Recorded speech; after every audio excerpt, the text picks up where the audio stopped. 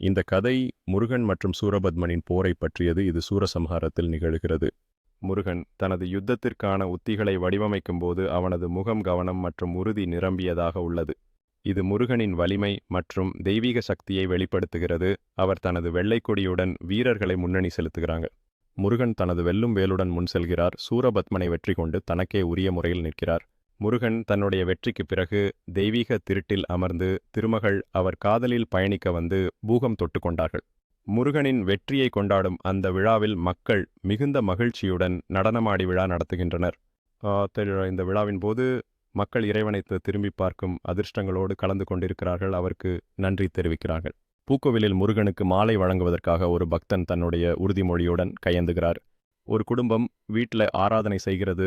முருகனின் ஆசீர்வாதம் பெற்றுக்கொள்வதற்காக அனைவரும் ஒன்று சேர்க்கிறார்கள்.